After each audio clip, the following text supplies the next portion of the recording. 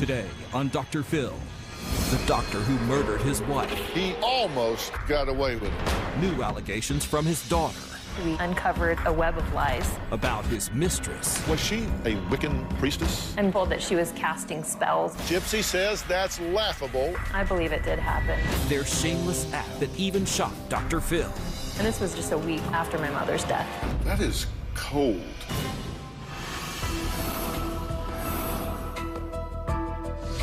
Well, today we're talking about a story that continues to make headlines. A prominent doctor plots to murder his wife and make her death look like an accident. He almost got away with it. But Martin McNeil's children would not rest until their father was behind bars. Now, one of his daughters is here today to speak out for the first time about her dad's mistress, who posed as the nanny. It was a dramatic trial that everyone was talking about that included testimony from not one, but two of Martin McNeil's mistresses. Take a look. Breaking news tonight, a 911 call from a doctor lawyer when a 6-year-old little girl comes home to find mommy face up in red water in the family bathtub. She is unconscious and underwater. A Pleasant Grove judge ordered Martin McNeil to stand trial for murder and obstruction of justice. Prosecutors say he gave his wife a lethal combination of drugs. Michelle was found dead in her bathtub while in Martin's care. It was horrifying. I mean, he killed my mother. Alexis is the daughter that was there at her mother's side in the hospital after that fatal facelift. Her father was telling Michelle McNeil to just swallow it. One major factor for the prosecution on this case, they say that McNeil's long-term affair with Gypsy Willis was the former doctor's motive for allegedly killing his wife. Willis testified she met Martin McNeil online in November 2005, and by January, the relationship had turned sexual. The affair continued until the day Michelle McNeil died. Are you familiar with what was happening on April 14th? I believe that was the day of his wife's funeral. And did you attend that funeral? I did. Oh, Gypsy. Woo. She testified that the very day after Michelle's death, are you sitting down? She sent sexy pictures of her back and her rear end to Dr. McNeil, the supposedly grieving husband who was her secret lover. What are these pictures showing?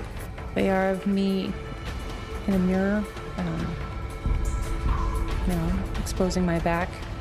Is it exposing below your back as well? There's one picture where it's a little bit suggestive. It's showing your buttocks. It was a circumstantial case, but in the end, prosecutors convinced the jury that McNeil did it. The jury, having reviewed the evidence and testimony in the case, find the defendant as to count 1, murder, guilty. I can't believe this has finally happened. We're so grateful. Now, at first, police think it's a tragic accident, but family members were certain that Dr. McNeil was responsible. A series of bizarre clues emerged. Martin allegedly pressured his wife to get a facelift.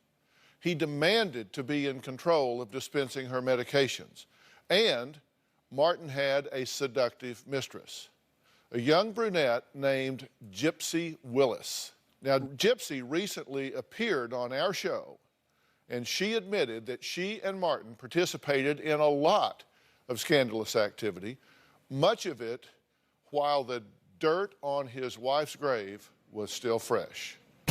Tell me, what is it you want people to know about you? The portrayal of the media has been very, very harsh. You were his mistress. I was. The truth is, you were potentially an incentive for him to kill his wife, which a jury just found him guilty of. Yeah. As you sit here today, do you believe he is guilty or do you believe he's innocent? You know, the jury came back and they said that he's guilty. I believe he did not kill Michelle. But they used you as motive. They used me as motive, yes. According to a search warrant in 2004, you told your then roommates that you wanted to get rid of Michelle. These particular roommates that came forward had moved out of my home more than a year before I ever met Martin. I believe that they wanted attention, and they said they saw a picture of his wife in your room. That is totally impossible. Did he invite you to her funeral? No, he didn't invite me. I wanted to go and pay my respects. You sent him seductive pictures the day after he buried his wife. True? They were pretty tame, but yes, there were photos that were sent. I wanted to distract him from his grief, and I wanted him to still think of me. You move in as a nanny. That was the way I was portrayed to the family and neighborhood. And you and he, of course, knew that you were a lot more than a nanny. Yes. Did he chew you up and spit you out? He betrayed all of us, all of our trust. He's destroyed my life. Well, Martin and Michelle's second oldest daughter, Alexis, is here today. Now, after Gypsy's interview on our show, we wanted to give her a chance to be a voice for her mother. And you won't believe what she has to say about my conversation with Gypsy. Alexis and her family fought tirelessly for justice for their beloved mom. They refused to rest until her dad was locked away behind bars.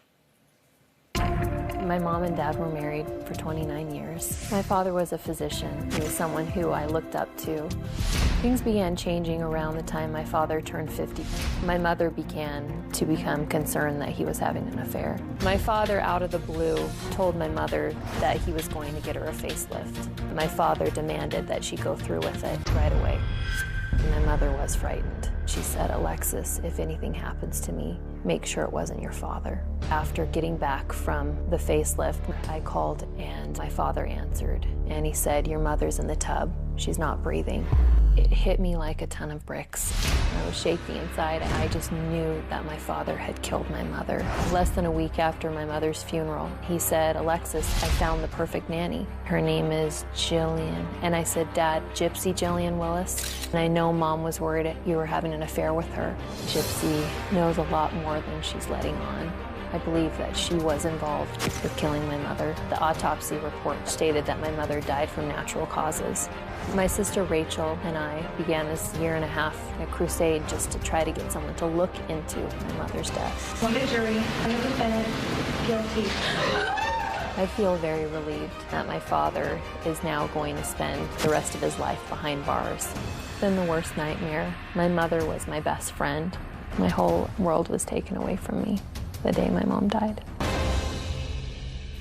Well, Dr. McNeil's daughter, Alexis, joins us today, along with her aunt, Linda, Michelle McNeil's sister. So I welcome both of you here. Let me say I'm very sorry for your loss. Thank you.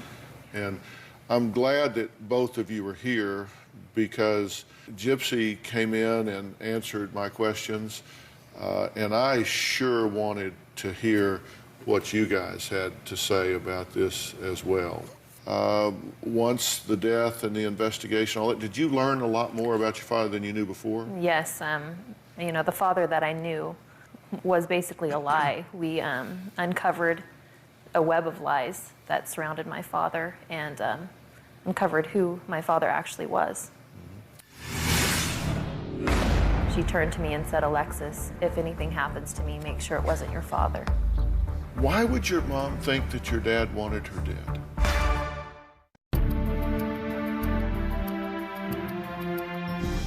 How would you describe the relationship with your mother, between the two of them? I thought my father loved my mother. You know, they were married for 29 years, and my mom loved him and loved her family. Did you ever hear them argue? I did, and my father was a controlling person. When you heard them fight or argue, what was it about? The last time I heard them argue, shortly before my mother's death, she had wanted his phone records because she had found him calling this woman, who turned out to be Gypsy, and she said that she was not going to let that rest, that she wanted his next set of phone records because he was denying this affair. Did you ever talk to her about that when you overheard that? Yeah, I did. I talked to my mom several times. She confided in me about her concerns of my father and So Gypsy Willis was on your radar long before she showed up as a nanny?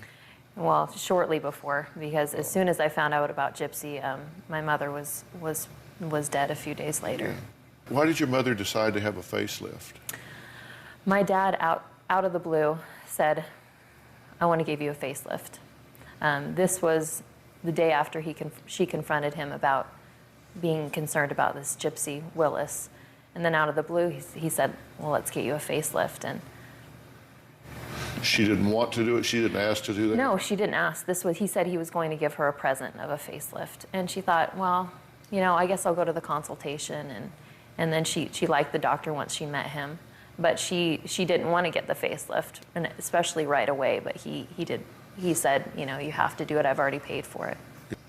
Was there a point at which she told you she was concerned about her safety? Yeah. What did she say? Well, there were several instances, but the last one was while she was taking a bath, I was helping her wash her hair, and she turned to me and said, Alexis, if anything happens to me, make sure it wasn't your father. If something happens to me, make sure what? Make sure it wasn't your father. Make sure it wasn't your father. Did that shock you? It did. I didn't take it seriously at the time. I said, Mom, what are you talking about? He would never hurt you. And a day later, she was dead. Now, there has been testimony that he asked her surgeon to prescribe certain drugs for her, and the list to me looked like it went beyond what you would normally have to control pain from that kind of surgery. Yeah. Tell me about that. He had a list that he brought to the plastic surgeon and said that he wanted my mother prescribed extra medications, extra narcotics, some things that he said that my mom might need. Right. And then he was dispensing the medicines to her. Initially, when she came home from the hospital, he was, until I went in there the next morning and my mom was completely sedated. I confronted my father. I said, what did you give her? And he said, oh, I must have given her too much and over-medicated her. And from that point on, I said, I'm taking over the medications. You're not to give her any medicine. So you found her completely unresponsive, yeah. Right? Mm-hmm. When she woke up, she said, Alexis, you know, your dad just kept giving me pills. He kept saying swallow. And at that time, her eyes were bandaged. And she had me give her each pill so she could feel in her fingers and know what medicine it was in case he tried to give her more medication. So she knew something was going on here. She was very concerned. So she was in fear at that point. She was fearful. Why would your mom think that your dad wanted her dead? I don't know. I mean, I know that she was concerned about the affair. Maybe she just had some intuition. When you left to go back to medical school, that was how long after you found her unresponsive? That was about 6 days, and she was doing great by the time I left. I mean, she was back to her normal activities, and we'd just gone out to dinner. I wouldn't have left if she hadn't been doing so well. Right. So she was fine at that point. Yeah. So you thought, okay, she's got her faculties back, yeah. She's yeah. up, she's mm-hmm. moving around. It never occurred to you that he would still do something? No, I mean, if I would have been concerned, I would not have left. How long before you got the phone call? I flew out the evening of the 10th, and it was the morning of the 11th that my mother was murdered. So you weren't out of the house 12 hours before he made his move, according to court testimony. Yeah. And tell me about that phone call. Well, I actually had received a voicemail from my father while I was in class, and I listened to it, and it said, your mother's not listening to me. She's getting out of bed. You need to call her and tell her to get back to bed. And I just thought, this is really strange because she'd been doing so well. I mean, she wasn't staying in bed. So I called home, and no one answered. And during my next break, I called home again, and my father answered the phone and said, your mother's in the bathtub and she's not breathing, and I've called an ambulance. What was your first thought? My first thought was he killed her. You just knew it right then? I knew. I dropped all my bags and jumped in the car and started driving to the airport, and I was just screaming that he killed her. He killed her. Okay, so you get home. You drive to the airport, you get a flight, you get home. Tell me about your first interaction with your father when you saw him. I walked right back into the bedroom, and I went right to where the medicine was kept, and all the medication was gone. And so I turned to my father, and the first thing I said to him is, where is the medicine? And he said, I don't know, I think the police must have taken it. Later, I found that he had had my brother and his girlfriend flush the medication down the toilet and throw it out, you know. Linda, how did you learn about it? My sister, Carrie, called me and said, have you gotten a call? Is there something wrong with Michelle? What was your first reaction once you knew it was true? I said, oh, he finally killed her. All right, let's take a break. Next, Alexis says right before her mom's death, her mom told her that she suspected Martin was cheating on her with a woman named Gypsy Willis. Well, you won't believe what her father and Gypsy did just weeks after her mother's funeral. We'll talk about that next.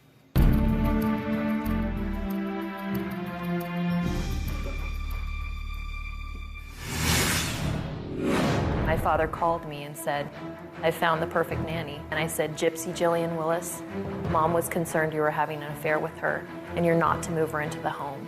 He basically said, you're no longer welcome in the family. Shortly after my mother's funeral, my father told my sister Rachel, we need to find a nanny.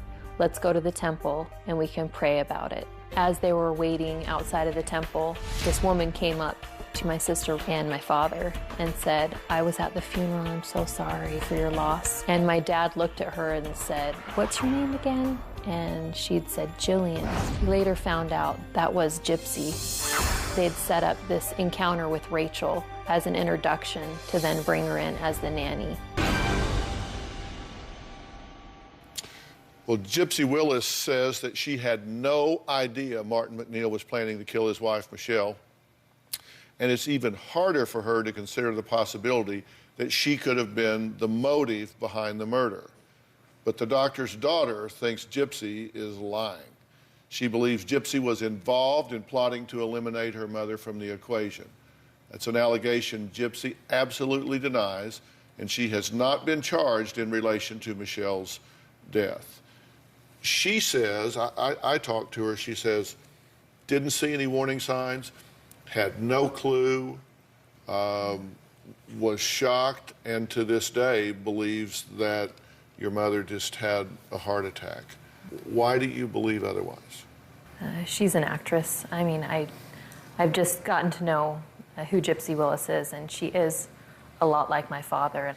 Well, Alexis found out after the fact that Gypsy was brazen enough to attend her mother's funeral. Not only that, Gypsy admits she was sending provocative text messages to Martin throughout the entire day. She even texted him during Michelle's funeral service. Take a look.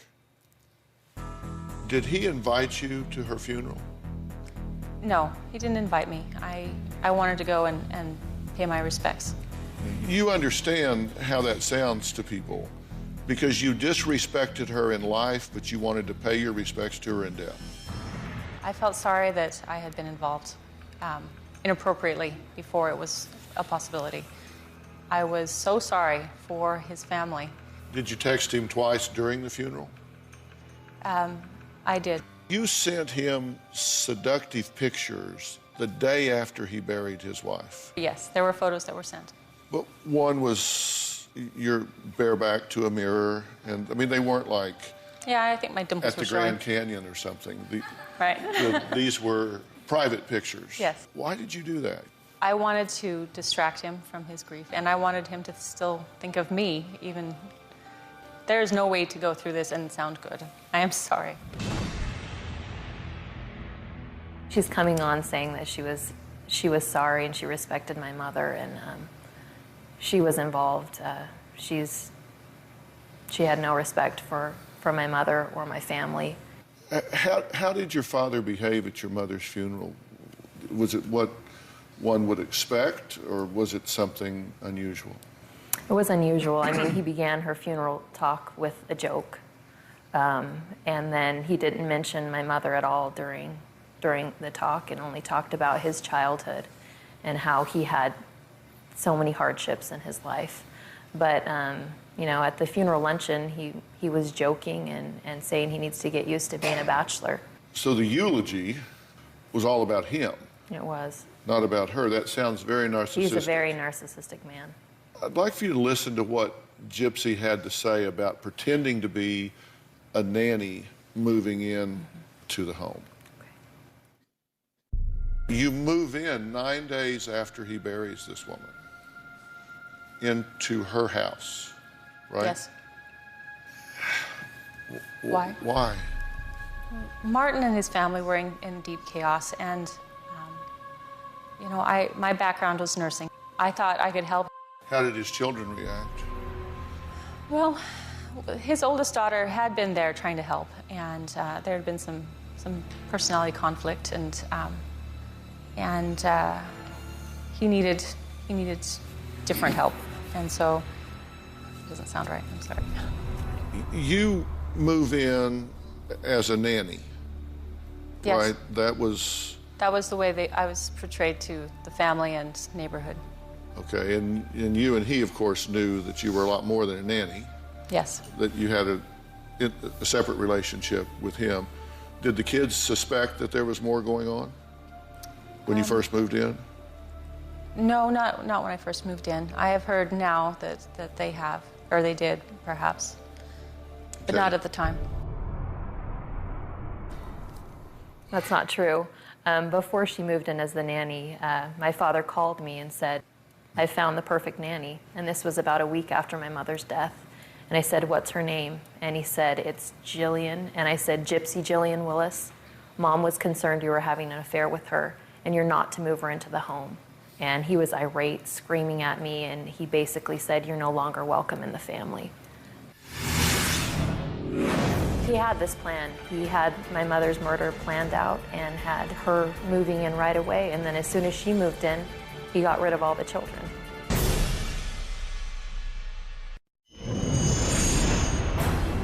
Gypsy is master manipulator. She's a con artist. She's a lot like my father.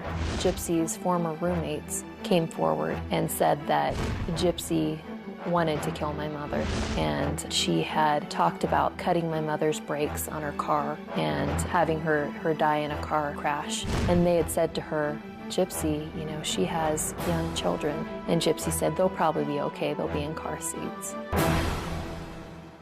You say that your father and Gypsy created this elaborate ruse for him to find her.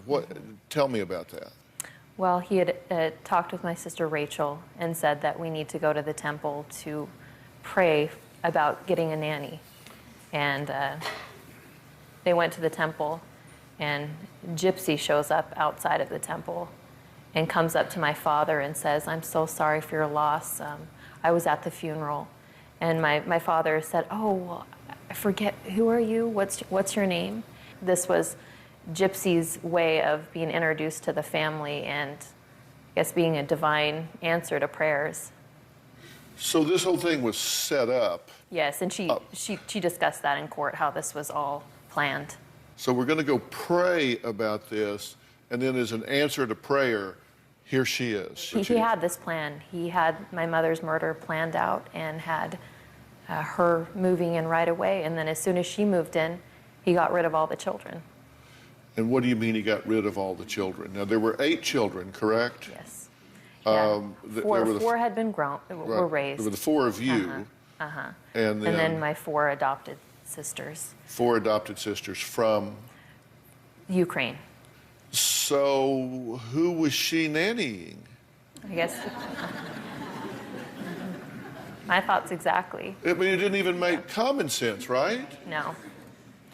Then she said that she was nursing my father back to health because he was claiming that he had cancer and multiple sclerosis and was dying, which was a lie as well.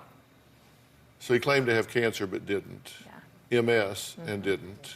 Now, this cancer that he had was located where? Is it his toe. In his foot, Yeah. his toe?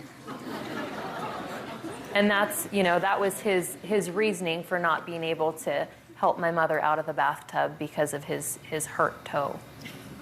I mean, it's ridiculous. Okay, he has a sore toe. Basically, yeah. So he can't pull her out of. And what did your mother weigh? About 170 pounds. He was a 220-pound, 6 foot 3 man. I mean, he was very capable. He allows this 6-year-old to come in and find her in the tub. No, it's horrifying. Ada, it's just been horrifying for her. Why not just get divorced? If he wants to be with Gypsy, we call that divorce. You get a divorce and you go do what you want to do. I know, but he'd spent, I believe 30 years of his marriage creating this facade of who he was, a respected physician and attorney in the community, a family man. And I believe, if he would have gone through with a divorce, not only would he have lost money, but he would have, that facade would have crumbled. And he wouldn't have been portrayed as who he wanted people to think he was. His ego wouldn't stand that. That's correct. Yeah. All right. Next, Alexis reacts to Gypsy's shocking confessions. We'll be right back.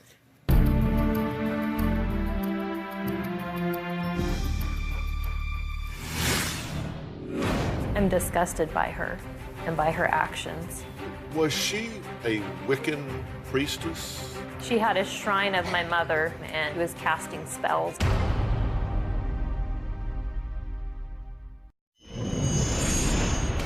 My father's brother was found dead in a bathtub, very similar to how my mother died. He's a dangerous person. He can't hurt anyone else anymore. Your father was in the military. He was. And was he discharged for mental illness? Yes. We uncovered documents, his discharge documents, and mental illness played a part into his discharge. I know he used that defense later when he had some issues with fraud and forgery. So one of his mistresses who testified during the trial came forth to the investigators and told them that my dad had confessed to her about killing his brother, drowning him in a bathtub, as well as killing some patients that he had worked with. He worked at a facility that housed severely mentally disabled people, and he said that he had killed several of them as well. Right. He also mentioned to her that he had tried to kill his mother as a child, and she did come forward to the authorities. Wow. And there was a blog created once all of this started coming to light, and people that had encountered him as patients started coming forward at that time, right? And they made what allegations? They made allegations of rape, just abuse allegations. And these are all allegations. I want to be very clear. No one has sustained a charge in that regard. These are allegations. They haven't been proven, but they all became part of the fabric of what you were learning about what was being said about your father, at least. Are you surprised that you missed so much this bad about your father? You say he was an actor. Yeah. He was a master manipulator. He was a person who was able to lead pretty much two lives. And yeah, it's horrifying. This was a man that I loved and respected. What do you say to yourself? Looking back now, there were red flags. I would have done everything to save my mom. Are you angry at Gypsy? No, I like to not try to think about her very much. Want to focus on more positive things and focus on my mother. But I'm disgusted by her and by her actions. Was she what's known as a Wiccan priestess? That's what I've been told. What the hell is that? I have no idea. But she had a shrine of my mother in her room, and told that she was casting spells, or I don't, just unbelievable things to try to harm my mother. Well, Gypsy's ex-roommates testified in court that Gypsy kept photos of Michelle in their apartment, spoke about cutting her brakes, had a shrine there. I asked Gypsy about that. Listen to what she said. According to a search warrant, an affidavit in 2004, it said that you told your then roommates that you wanted to get rid of Michelle. These particular roommates that came forward had moved out of my home more than a year before I ever met Martin. I believe that they wanted attention. They said they saw a picture of his wife in your room. That is totally impossible. Did you ever make reference to cutting her brake lines? I never said that to anyone about Did you ever anything. make reference to giving her undetectable medications? No. Wiccan priestess. I mean, is this this is something where the roommates say she was casting spells and had this shrine and was really focused on her in some way. She says, didn't happen, couldn't have happened. What do you believe? I believe it did happen. I mean, her roommates really had no reason to come forward. They were actually fearful of Gypsy and were scared to testify. We reached out to Gypsy and asked her to respond to Alexis's allegations that she is a Wiccan priestess, cast spells, and had a shrine to Alexis's mom in her home. Gypsy says that's laughable and completely untrue. This was her response. LOL, sorry to disappoint her. I have friends who are a variety of things, but I am personally of no particular religion. I see many parallels in so many beliefs. There is no point in fighting, excluding over it. I just try to incorporate basic goodness into my life wherever I find it. While I respect all beliefs equally, I don't have any religious affiliation at all. He moves into your mother's house 9 days after she is murdered, then ship off the 16-year-old and just appropriate her identity. Did they just sit around and hatch crimes?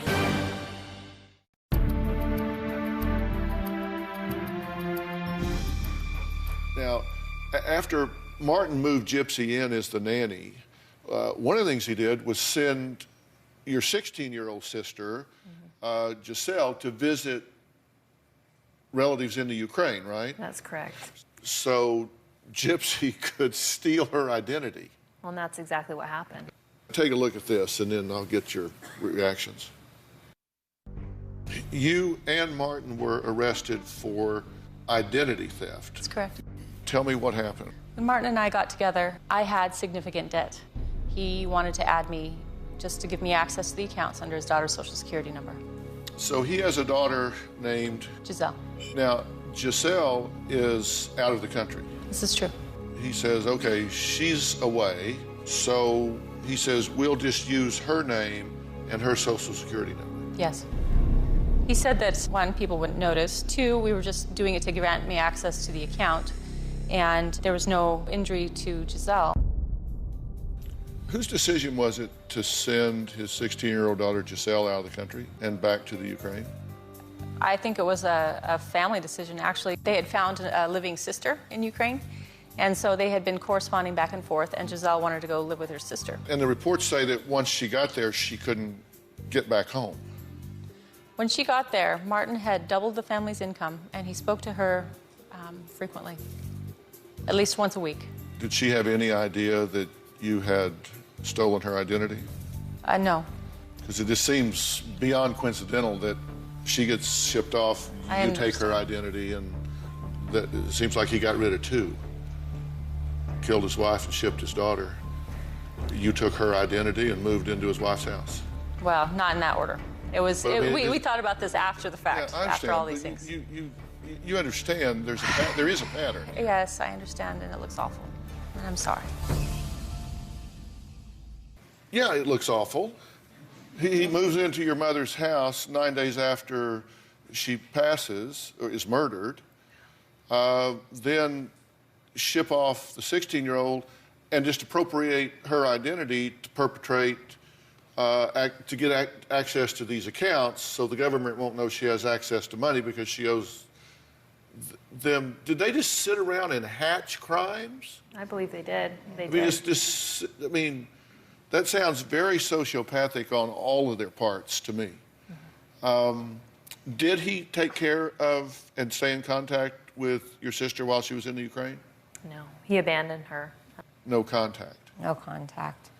While they steal her identity? Yeah, they took her U.S. passport, too, to get back to the United States, so she had no way to get back. Who took it? My dad. Martin took it.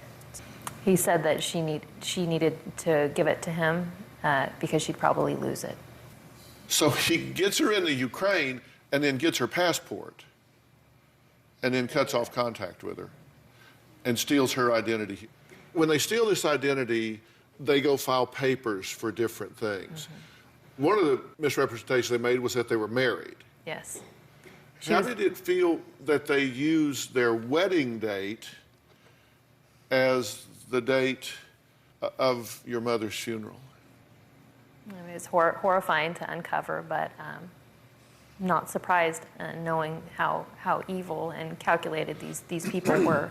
Chad Grenander, the prosecutor in Martin McNeil's murder trial, is here in our audience today. He has seen a letter that Martin wrote to Gypsy's parents a month after his wife's death. And I'm really curious. Chad, thank you first off for being here, and thanks for being so dogged in this prosecution. Happy to be here. Tell me about this letter. It's interesting because in the letter, it's obvious that he has met Gypsy's parents earlier, probably a week or so earlier. So this is less than a month after Michelle's death. But in the letter, he expresses to Gypsy's mom that he will be eternally grateful for Gypsy becoming a part of his life. So that was huge, that he's expressing that kind of love for a woman within a month after Michelle's death. Right. And yeah, the relationship escalates. By around July 4th, he's on bended knee asking Gypsy to marry him. So things went really, really quickly. Yeah. There were comments to her mom about, I never really loved Michelle. I loved her more like a sister, not like I loved Gypsy. Were you able to talk to the jury after the verdict came in? We were. What really drove the decision for them? The escalation of his relationship with Gypsy within a month before Michelle's death, her coming into the home right after her death, the spike in the drugs on the first night home when Martin has access to Michelle after the surgery, and then there's a tapering down for several days. The very next opportunity he has access to her, when Alexis leaves, there's the spike in the drugs. She's dead in the bathtub. That, in addition to the application where you talked about how they used their marriage date as Michelle's funeral, those were big facts. In my closing argument, I referred to the almost perfect murder. It was only almost perfect because he left a number of clues behind. Yeah. A number of them. Let's take a break. I have one important question for Alexis when we come back.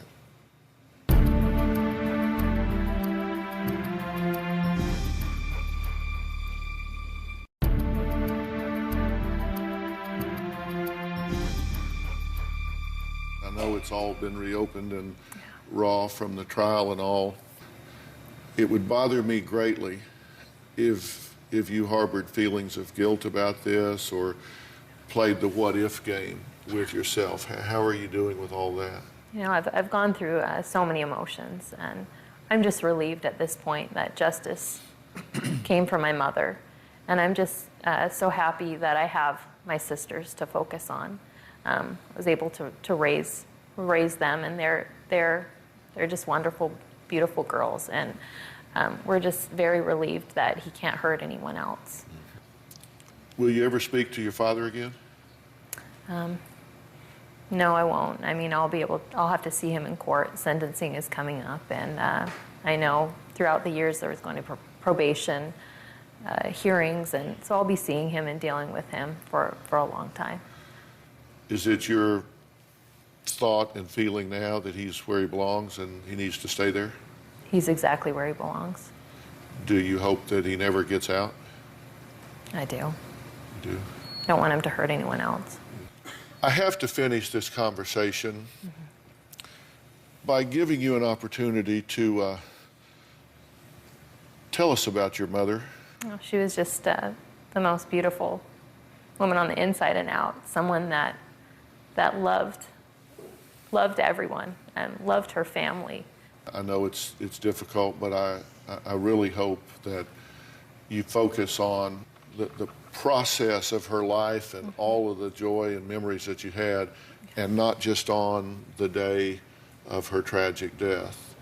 That was one moment in the movie of her life, but all of the rest of it was so joyful and so happy and so giving that that's a life to be celebrated and not remembered because of that painful moment that she became a victim. And I hope you choose to do that. I would like to thank Alexis and Linda for being here to share their thoughts and feelings. I would also like to thank Prosecutor Chad Grunander for his expertise on this matter. For more information, you can go to drphill.com. Thanks for being here. So long. All right, Ted, come get you all in just 1 second. Thank you so much. I just wanted to finish talking about your mom. Chad, thank you so much. Thanks, Jackson.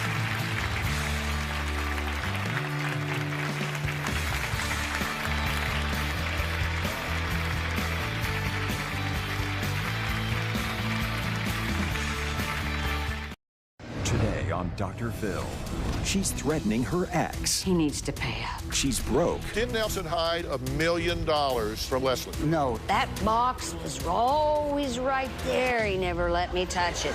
And she's bitter. He threw me up against the wall, threw me on the floor, swung me in the living room. That looks like Circus Olay. I do not remember it happening like that. I think she disagrees with you. Let's do it. Have a good show, everybody. Here we go. This is a safe place to talk about hard things. Stand by. We'll count you down. I try to be an emotional compass and point you in the right direction. 5, 4. I am not giving up on you.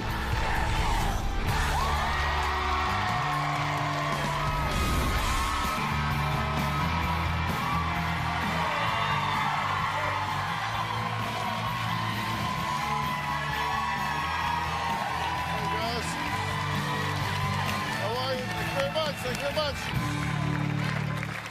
All right, take a look at these threatening emails. You will pay the price for all of your behavior. I am coming after you. 50,000 more. You are in trouble. You are going down, and Dr. Phill is coming.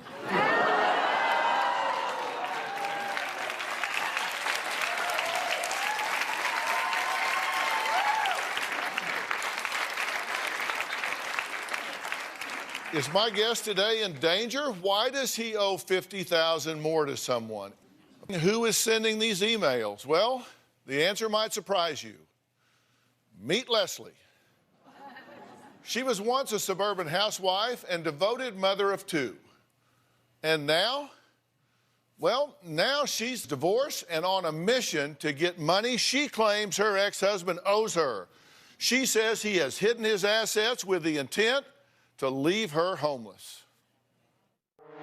I'm angry about being treated the way I was treated.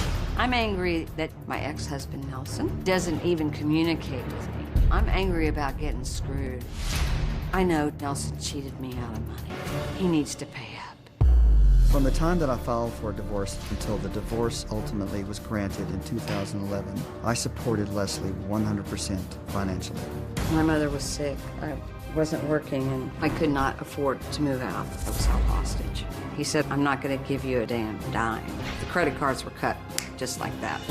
No cash flow, nothing. I had to beg for $20. And he said, if you want $20, you go out there in that garage and you grab that mopping bucket and you come back in here and earn that $20 and you clean up this mess of kitty litter.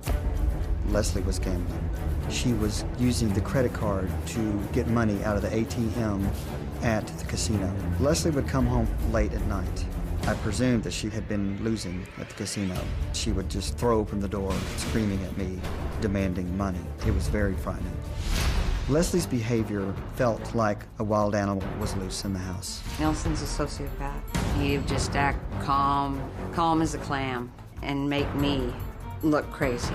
He put me through hell. He owes me money. Okay, but just how much does Leslie feel like she's owed? After the divorce, it was like, boom. Nelson walked away with my home and the pool that I built, my children. My ex-wife And my son Sam believed that I owe my ex-wife money. My daughter Emily and I believe that the divorce was fair. Nelson walked away with over $1 million. We had plenty of money. He had a personal trainer for $400 a month. He had a membership to a fancy health club. He had a membership to a gun club. He bought 3 or 4 great guns. He just splurged. Nelson told my lawyer that he would take care of me. He would make sure that I got my hair done, that I had clothes, and then he turned around and basically told me, I'm not giving you a dime, and he didn't. Look at these holes. I never looked like this before. I mean, this is so upsetting to me. We just look like rag people. I feel like this is Nelson's fault because he promised that he would continue to buy me clothes. Leslie felt entitled to be supported by me for the rest of her life. Leslie refused to look for work and has been living solely off the alimony. In the divorce settlement, I got around $300,000. I have about $100,000 left. I'm afraid of ending up under a bridge like an old lady. Okay, so you feel like you are totally getting jerked around by him? Oh, absolutely. No doubt about it. No doubt about it. Gut feeling, had it all along. And this was premeditated by him? I believe so. I believe he started I believe he started hiding money before he even decided to file for the divorce. So, is that true? That is not true, Dr. Phill. That's not true at all. Why did you get a divorce? Why did this fall apart? Well, ultimately, it came down to where I learned that Leslie had been going to the casino with some friends, and I was very concerned about the possibility of what could happen. I told her that if I find out that household assets were being used for her gambling, that I would file for a divorce. Were you gambling? This is exactly what happened. I came home one night late. Were you gambling? Yes, I was gambling. It was the first time I had ever gambled. I did not walk into a casino until I was 50 and a half, maybe 51 years old. But you were gambling? Yeah. It's my first time. And the next day, boom, that divorce paper was on the table. Okay. Just like that. Is that true? That is true. That is fairly accurate, yes. Once I made my threat, if you will, and then I followed through. Okay, so she went to a casino with some friends one time. That's right. And you filed for divorce the next morning? I had experience that any time I learned something was going on, I could usually multiply it by 2.5 to 3 times. If she said she'd been there once, she could have actually been there 3 times. Whatever, but I knew trouble was coming. And how long had y'all been married? It was around 18 years, I think, when I filed. 18 years. So you thought if she's been over there 3 times, that, by God, that's enough. Well, the reason... It was certainly more that triggered this than just the divorce, than the gambling itself. Well, what led up to this? Because, I mean, come on, that seems a little radical. Let's just say that the rest of the elements of the marriage were not working very well at all. Well, give me the rest of the story. There was constant fighting. There was disagreements. There was no satisfaction in the marriage. There was... You talking about sex? There was sex, yes. Okay, well, we're adults. You can say it. Sure. But it was the constant feeling that I was always chasing after something that would satisfy Leslie. And no matter what I did, the mark or the bar would change. And I just could never, ever do anything that would make Leslie happy. We still talking about sex, or have we moved on to something else? It was the broad spectrum of the marriage. I'm just asking. Well, you did, yes. Yeah. How you doing over here? I'm just letting him roll. And, you know, here's the funny thing is that he and I, before, I don't know, it'd been like 10 years previous, we went and played bingo, and he won $300 himself.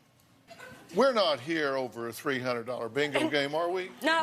Heck no. What the hell's going on? I know. I'd like to know.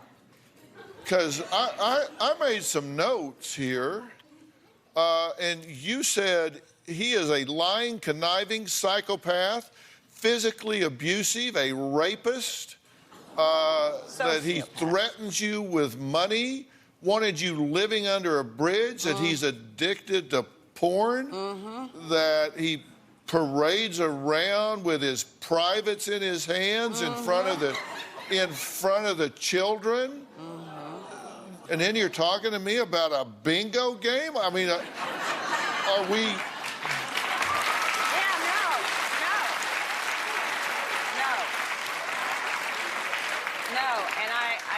Did I bring over the wrong cards? Okay. No, you didn't bring over the wrong cards. I said sociopath, which is somebody who... I know what it means. Okay, yeah,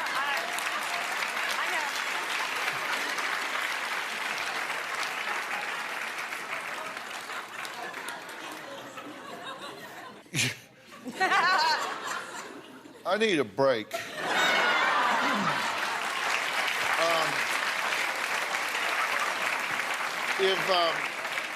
If Nelson had nothing to hide, why did he keep his financial documents in a lockbox? And he doesn't disagree with that. He says there is a perfectly rational explanation. He says when he'd leave the house, he would lock these things up in a lockbox and he would take them with him. And he says for damn good reason. We'll see if there is one when we come back.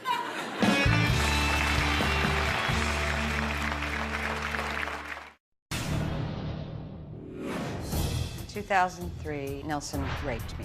He asked me if he could have sex. I said, I guess so. Once he started, there was a lot of pain.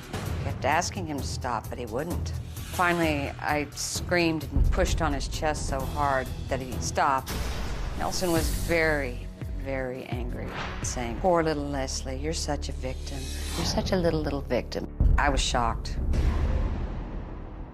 Well, Leslie claims her ex-husband Nelson has not only taken advantage of her financially, but sexually too. In fact, she claims her marriage was filled with abuse. Now, Nelson agrees there was abuse in the marriage, but he remembers the incidences very differently. Nelson was very abusive to me. The first time he was abusive to me, he threw me up against the wall like this, his hands on my neck like this, and then he threw me on the floor, and he put his whole weight on top of me, and he was going like this to me. I never choked Leslie. Leslie would go into fits of rage. I would defend myself by holding up my hands to block her. And he would swing me around. We would get into a conflict where there was pushing, and it was both of us. Leslie would make up stories to make me look like the aggressor. I called the police on him 5 times. I remember I needed her signature on the tax form to complete it. I asked her if she would sign, and she declined. We argued back and forth. She grabbed a box that contains all my financial papers and ran into the bedroom. He grabbed me and he said, get over here, you're gonna sign these taxes. And he put my head down like this, because the papers were all laid out. Sign them, sign those taxes, he said. The conflict that ensued involved pushing, shoving, grabbing. The situation was out of hand, and I called the police. Leslie claimed she was hit. And I had him arrested for assault and battery. Leslie plays a victim very well. I was just worn out. Did you sign? Yeah. Oh, yeah. I wasn't not going to sign. She wanted to get paid to sign the forms. Is that how that went? Yes. How it went. You grabbed her head and threw it on that the is. That is. Oh. That looks like Circus Olay. Oh my God. You threw me in the living room. I do not remember it happening like that. You don't remember that? And if it happened like that, I would have remembered it, but I do not remember it happening like that. Why don't you remember anything? You didn't do anything. Did he grab you like that? No. At first, he grabbed me and threw me around in the living room, and then he grabbed me and then brought me over to the table, and he asked me to sign him. We had a computer. I picked it up. I wasn't going to do anything with it. And that angered him because he thought I was just going to, like, bash the thing on the floor. And he brought me over, you know, and he said, sign those papers. You're going to sign those papers. You picked up the computer. I picked up the computer board, and he thought I was going to break it. And he grabbed me. What were you going to do with it? I just picked it up because to see what he was going to do. You just thought you were just going to test him. Well, I was tired. I was really tired, you know? When he filed for divorce, he wanted to do it under that house. I said, this is not a good idea. Staying under the same roof while we're walking through this divorce. How long were you under the same roof? About 2.5 years. Oh, my God. So y'all lived under the same roof for 2.5 years? It was a nightmare, Dr. Phill. You know, he took that box to work every day. I don't know what the hell was in the box. One time I grabbed the box, and I jumped in the car. He came in after me, bammed me, you know, grabbed that box from me. One time he jumped in the car, took my purse, and I had to call his lawyer and say, Mister, what do I do here? Nelson's locked himself in the car with my purse. You grabbed the box and ran with the box. That box was always right there. He never let me touch it. I wondered, and I kept saying, what do I do? Help me? How do I get this? But there are important documents in the box. You know? But you got your hands on that box once, didn't you? Oh, yeah. And boy, he came after me, too, man. I mean, I'm telling you. What was in the box? I had my checkbook, credit cards, extra credit cards. I had the things I used to pay my bills. That's kind of out of what I ran my household budget with. And I had to keep it with me. I had to keep it locked in my truck. I had to take it to work. If she got access to it, we found through my bank, she tried to pay for one of her credit card bills through my checking account. What? By getting the number off of the check. So the bank required me to open up a new account, close the old one, and it made it very clear. The day he filed, he shut those cards. He took it all, just like that. Cut them, took them from me, out of my purse, gone. But we made an agreement where I would pay her every week a certain amount of money, and I gave her a check. And so she would have the checking account number that way. And then she used that to try to make a credit card payment. I think she disagrees with you. Yes.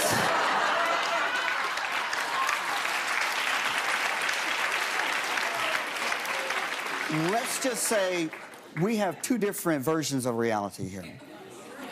Oh, yeah, we certainly do. Remember, I'm the victim. I'm the victim, and the victim always remembers.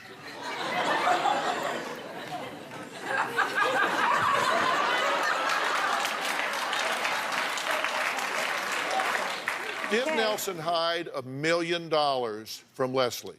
We're going to talk about that when we come back.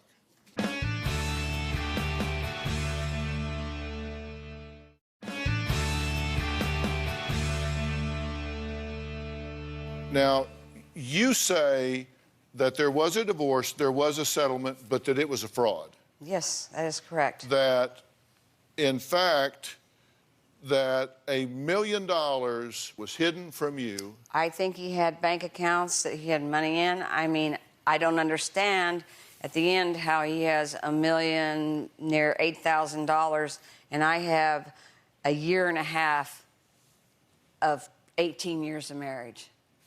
That's what I got. He got the house. Oh my God. He says on there he gave me like $70,000 while this took place like for 4.5 years. Yeah, he made a gentleman's promise with my lawyers that I will take care, see that her hair is done. I will buy her clothes and women's products. There won't be any difference from her living at the house. And he moved me into a one-bedroom apartment. We were provided the document. It indicated that Leslie was to receive 50% of Nelson's plan as of 2/18/10, adjusted for earnings. And in Nelson, 2010, $488,040, and Nelson 2012 was $1,007,000. Leslie 2010 to 12, $307,822. And what you're saying is it sure jumped up. It sure did. The deal was made in 2010. I didn't. And whatever it is after that, you have no claim to, right? I mean, the clock stops when you make the deal. Yeah, but I think he was hiding money. But you and your lawyer, you had representation. Yes. I was just tired. Your lawyer wasn't tired, right? He was a friend. Did you have poor representation? Yes. Well, I'm not going to say his name, because I'm not going to disperse his name. Yeah. But I guess I had poor representation all through the time. I had several different lawyers. You've been divorced for 4 years. That's right. Okay. In that 4 years, have you had a job? I haven't worked since 2007, 2006. Okay. So you haven't worked in 9 years. Yep. You think maybe you should...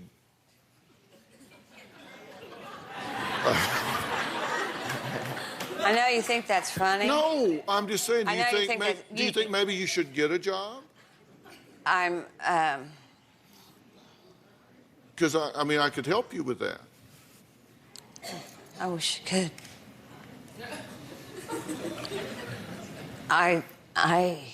He was very verbally abusive through our whole marriage. I wanted to go back to college. I had a year left. I made straight A's, and he told me, if you want to go back to college, you go get your own student loans and hump it like I did. That's what he told me. And I thought that it would be good for the kids to see me go to college. He was not backing or supporting of me ever. It's a good reason to get a divorce. Well, I had enough of this, okay? I got hit. Listen, I agree. This started a long time ago. You're a bag lady. You're going to end up under a bridge. You don't help. You're a leech. You're telling my kids when I'm helping them with their homework, you're no smarter than a dog, Max. You can only take so much of this. Right, and so you get away from it, and you work on healing those wounds, and then at some point you've got to decide either you lay down and you spend the rest of your life as a victim, or you find your strength and you get up and claim who you are, because you're smart. Because you're smart. I know that. I know I'm a smart woman. I know this about myself. I do, Dr. Phill. Well, theirs was definitely a house divided. Leslie and Nelson's daughter on the one side and their son on the other. We're going to meet them and see what they have to say when we come back.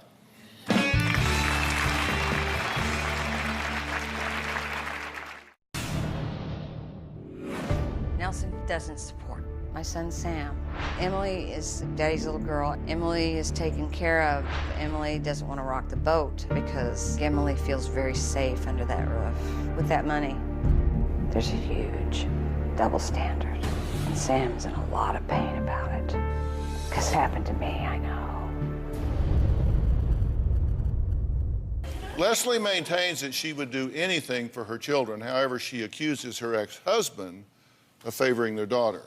She says that she and her son Sam both know what it feels like to be abandoned by Nelson. Right now, I have no relationship with my father. He's completely unaware of the pain he's caused. There is a double standard whenever it comes to my father with my sister and I. My dad treats my sister Emily differently because she's a girl. He thinks that I ought to man up and work like he did. My dad does not understand my wanting to be a musician. Emily's in college. Sam dropped out of college, and he's unemployed. My dad supports my sister financially, and he houses her. Lots more money given to her, way more clothes. He makes me feel a bit like a beggar.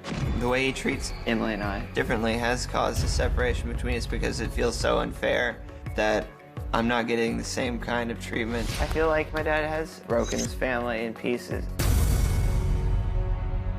Well, Sam's sister disagrees. She says her mom only has herself to blame for this whole situation.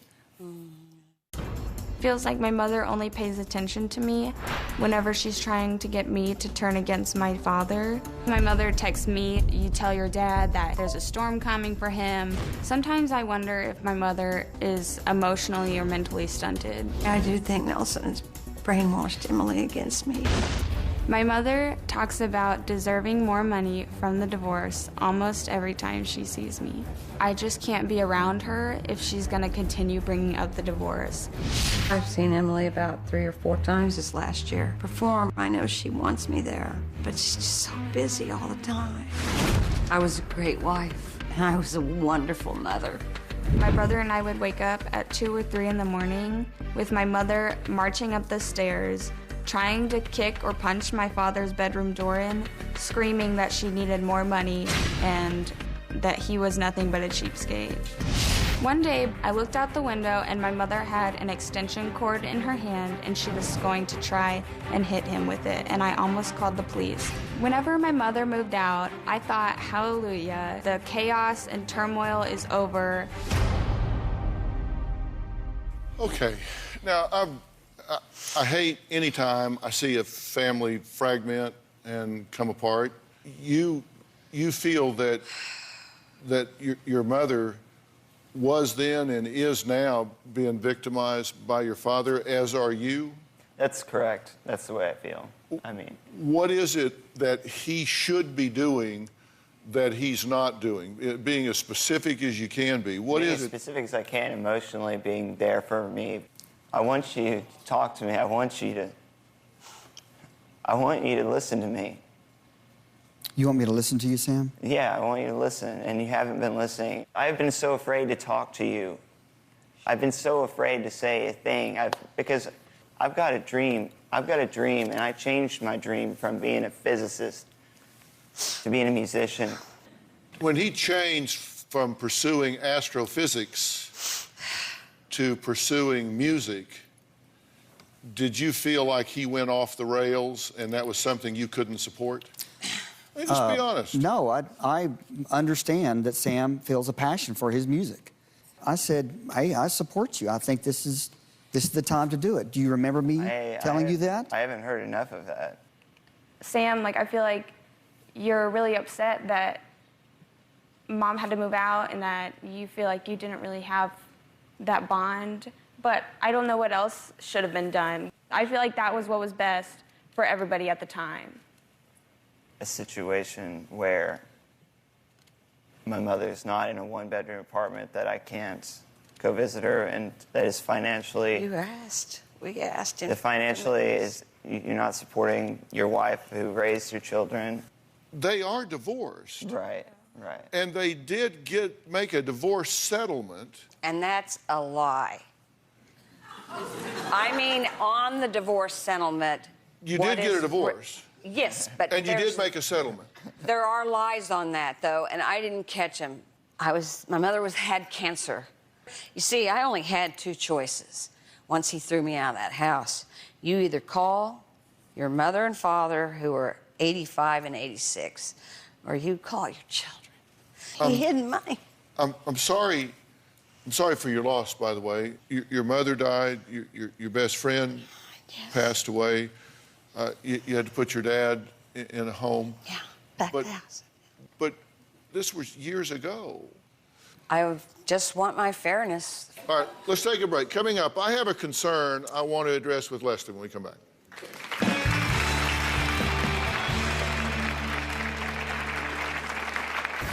Some nights I drink 3 beers, sometimes 4 or 5. I drink shots of vodka. I take anxiety medicines, and I take sleeping pills. I do it every night.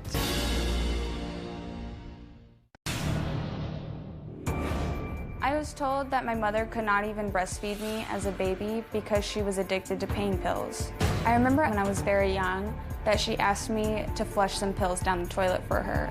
Leslie was doctor shopping, and she was able to get multiple prescriptions from doctors. Leslie had to go to treatment. I've been to treatment 4 times. There's 5. Twice I went to get away from Nelson. It was like a vacation. Leslie says over the years she's been to rehab for alcohol and pills twice, and claims she just didn't get away from Nelson. She says she was clean and sober for most of their marriage until the day Nelson threw her out of the house. She says she started drinking again and has a new drinking buddy. When I was 16, my dad kicked my mom out of the house. When I moved into the apartment, I really started drinking. I drink shots of vodka, drink beers.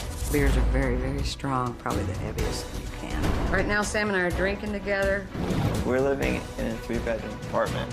Some nights I drink 3 beers. Sometimes Sam and I drink 4 or 5 if we're doing a whole nighter because, you know, he gets upset. I want to stay with him. For a while, we did some pot, but Sam and I both have trouble with sleep pills. Sam needs my sleeping pills to help him go to sleep. I take anxiety medicines and I take sleeping pills and I mix them on top of my drinking. I do it every night. In fact, it's time to have one now. I'm going to say some things to you that you need to hear, whether you want to hear them or not. Because, see, I'm what's called expendable. It really doesn't matter whether you guys like me or whether you don't, because I don't have to go home with you. So that means I'm glad you do. I'm glad you do. I love you. And I think I've been very nice to you, right? Because I told you I like you. I think you're a smart woman. I think I've been following you for years. Well, I'm glad. I'm glad. I'm glad. I'm glad. Way back on Oprah. Okay. So you were digging me back in the Oprah days, right? Oh, yeah. Let's forget that. Just for the purpose of argument. Okay. Let's decide that he's a no-good rat bastard, okay? You betcha. Let's just, and I'm not. Let's play this. Let's go here. Not saying that's true. Love what you're doing with your hair. But let's just, for argument's sake, we can get into it later, whether it's true or not, but just for argument's sake, let's decide that what you're saying is absolutely true, that he's a no-good rat bastard, okay? So I won't even debate that. If that's true, you're divorced from him. He's in your rearview mirror. Before I allow you to steal my son's dreams as you smashed mine into the earth, you should be a writer.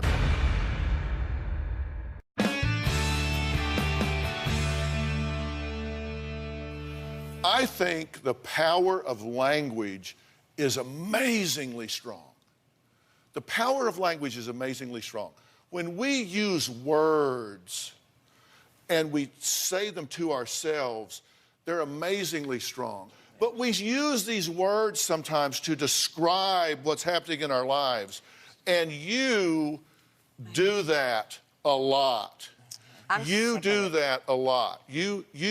I made a list of the power of language, and you said, we look just like rag people.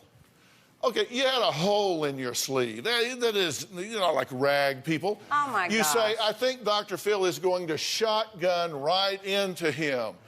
I knew it in my gut. I know in my heart of hearts. I know in an instinctual way, right down through my whole soul and body, that he hid money. No, you don't. You just suspect it. You say, I'm dying every day. You're not dying every day. You're not dying every day. You say, we filed for divorce. I was a hostage. No, hostage are people that SWAT teams come after. You say, I was like a caged bird. I had no voice. Oh, we know you have a voice. You say, I was running, and Nelson is meticulous it's like gunfire, and then you would make gun sounds. Fire again, gun sounds. It's like he was firing into me. Nelson's all about image. Nelson writes fiction, lives fiction. He is fiction. I mean, you would go on to this. You do it. He beat me down. Then you'd say, I was locked. I locked myself in the house. Then you would write text to Emily, and you would say, he's going to screw her and toss her in a field. Death to her. Wow. In talking about what he's going to do to you with regard to money. And then you say, he just kept reloading and firing more bullets into me. Before I allow you to steal my son's dreams as you smashed mine into the earth. I mean, you should be a writer. I am. Seriously, I know. I am. I'm writing a book. No, I know. You're damn right. I do my homework. You originally came out here and you were to pursue acting school and things of that. You have. That's why I said you have a great personality. This is all about then. This is all about then. This is not about now. This is what you said day before yesterday. I also said I was tired of this. I am tired of this. Okay. This is the way you talk to yourself. And I do not walk around talking to myself like that all the time. Okay? Good. Then I do not. Okay. But I understand exactly what you're saying. Okay. And you're 110% right. If you don't talk to yourself that way, then that's one thing done. No, you're 100% right. This is self-defeating behavior. I understand that. You are 110. You know she does. I think he talks that way to himself, too. Yeah. Yeah, clearly. Clearly. We both do. Children learn what they live.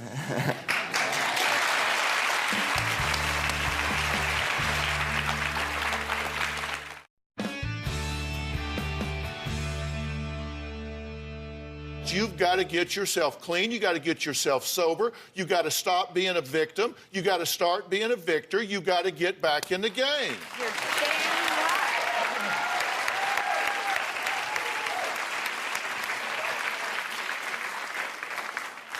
right. You're dealing with some serious issues here, and I'm willing to help you with these if you want the help. I'm willing to help you with these.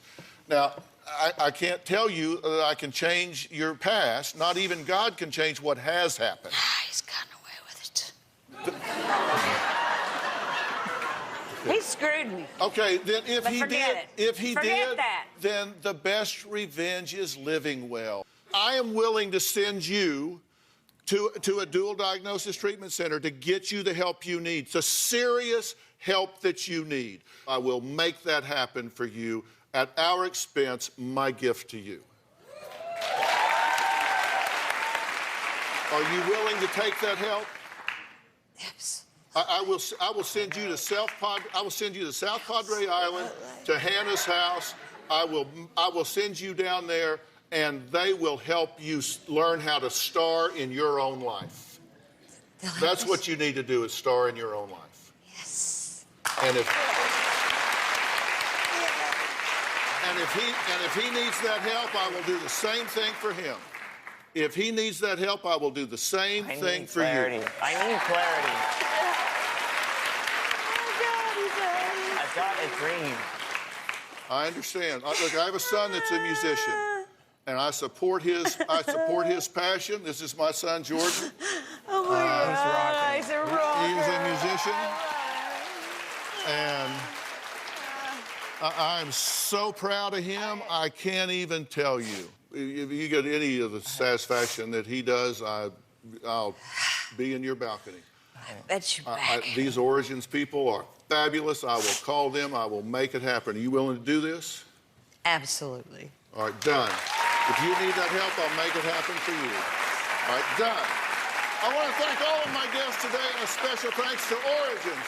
If you or someone else is going through a volatile divorce, log on to drphil.com. You can tell me about it.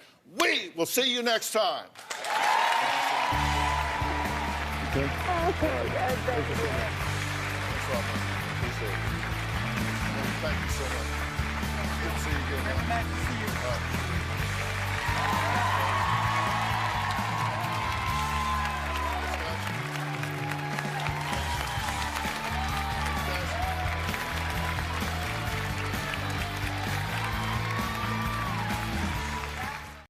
Today on an all-new Dr. Phill, he accuses her of sneaking. I do believe she has cheated. And stealing. You said she stole $89,000. You have files and files. She stole your tools. The tools are gone. You got those tools? I don't. But what about him? You've cheated multiple times. You're arrested. I don't want to spend my time on that, okay? I want to figure this out. If not, I'll get off your stage. Don't let the door hit you. You're not going to bully me like you do her. Let's do it. Have a good show, everybody. Here we go. I hate to see people suffering, and you've hurt long enough. Stand by, Dr. Phill. I'm going to get you the help that you need. In 5, 4, This is going to be a changing day in your life.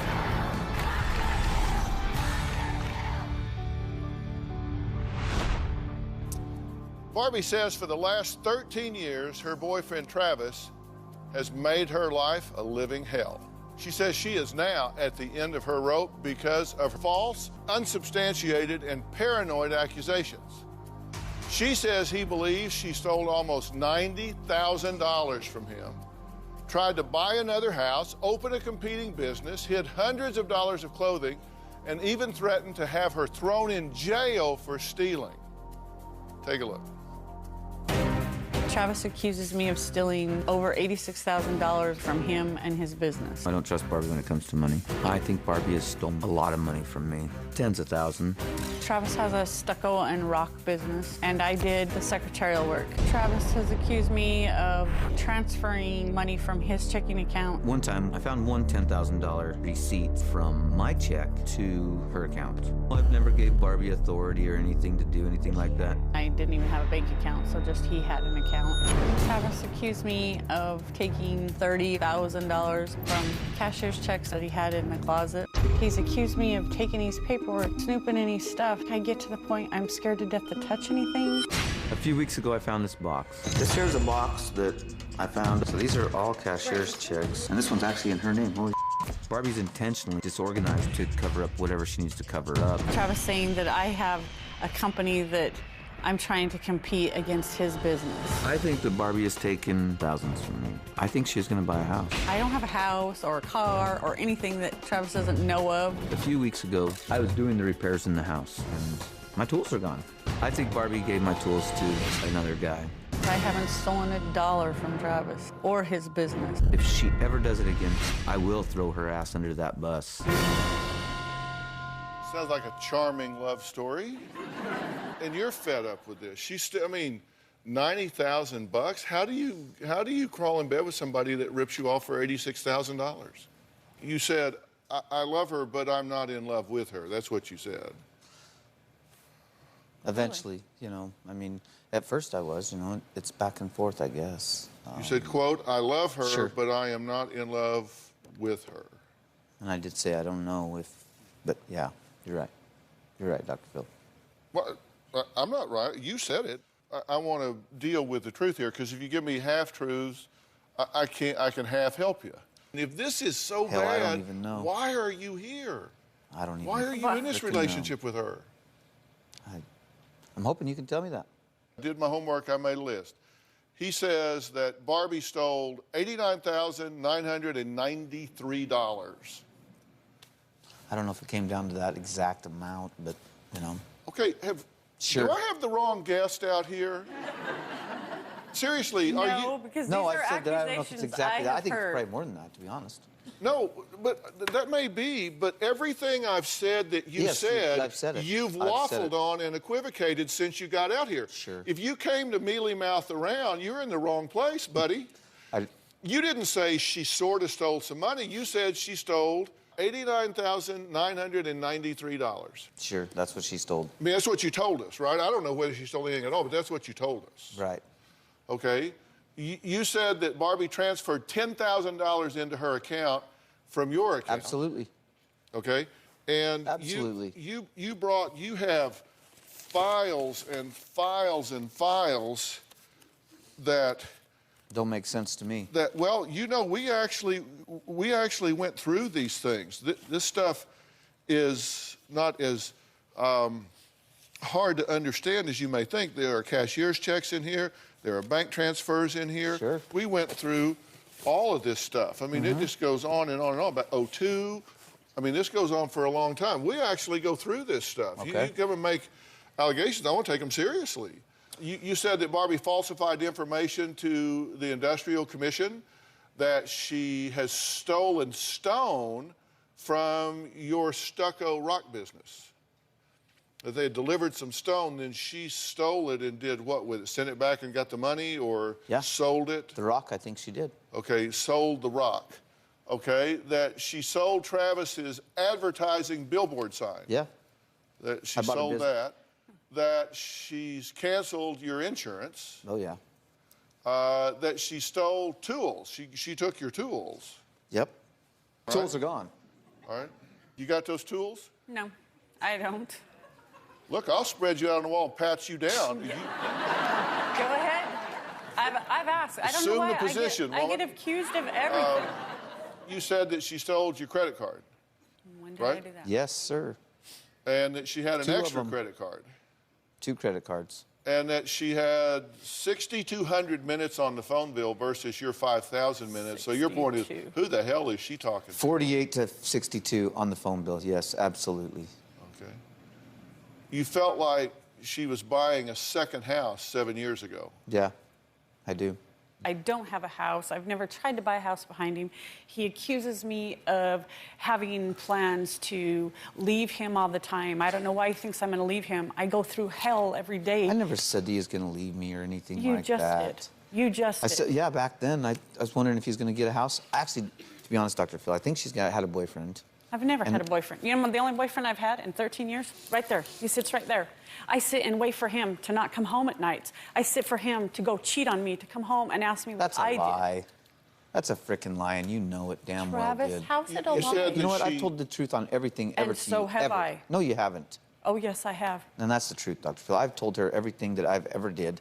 I'm very damn honest with you, and you know it. But you will walk I'm so through that freaking door. honest with you. It's unreal. And you tell me I'm not, and I'm not honest gonna, with you. Look, this is back and forth. This is why we're not doing this, because it's he said, she said, and we can never get a conversation. Yeah, well, we're going to change that. Thank you. You said that she had 3 or 4 suitcases of clothing. Yeah. Yeah. That she hid it. That she bought. Absolutely. That she bought 40 designer T-shirts for her daughter. For her daughter. It's amazing the things he can come up with.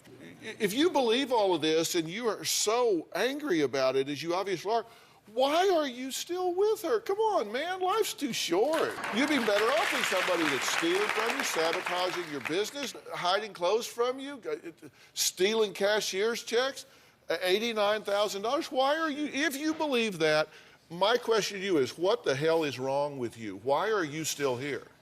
I don't know. Well, I don't know. You said, this is a living hell.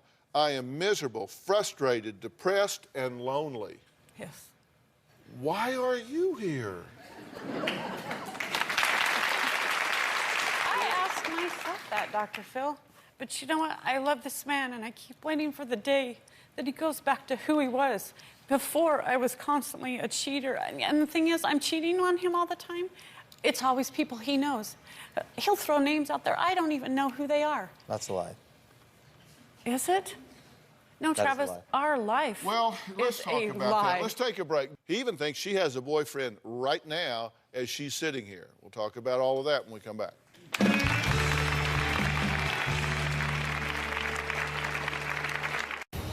Travis accuses me of cheating on him on a weekly basis. I think Barbie's always been promiscuous. That's just in her genes. This is making my life a living hell. Travis tells me that I stay with him because I know someday he's going to have a lot of money. She hit my credit card for about $15,000. I could have reported her to the police. I never did. Barbie says her boyfriend Travis is so convinced she's cheating that he is constantly going through her purse and phone looking for proof of other boyfriends.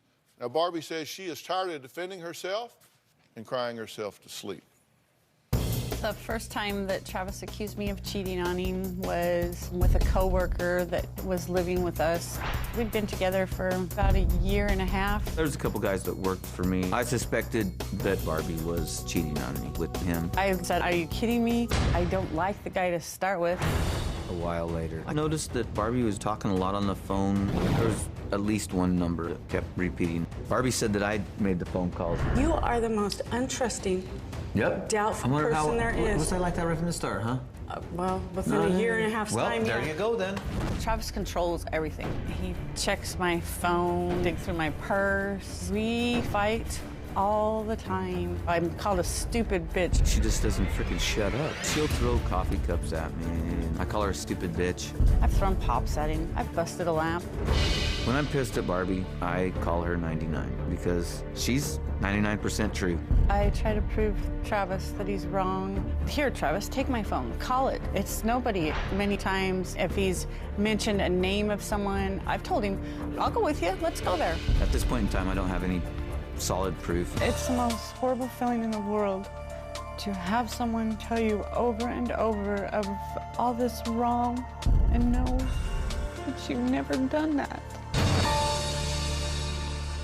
So you are convinced she's cheating? I am. She has cheated that, and yes. is cheating? Yes, I do believe that she has cheated on me. Honestly, you know what? If I had all these boyfriends and if I stole all of his money, why do I sit at home all by myself? Why don't I go spend time and money with my boyfriends? Why don't I go live in this house I have? You know why? Because I don't have those things. And if I'm wrong, I will totally apologize and try to work everything out that I possibly can. I've said that from the beginning. How do you I told apologize you for lie detector's wasting test from the start. 13 years? Well, then let's can it and just walk out. I don't want to can I mean, it's that easy, too. I've been asking you that. I'm just saying. Just think of what we could have done in 13 years.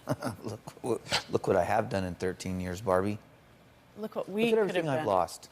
You blame her for your life. Yes.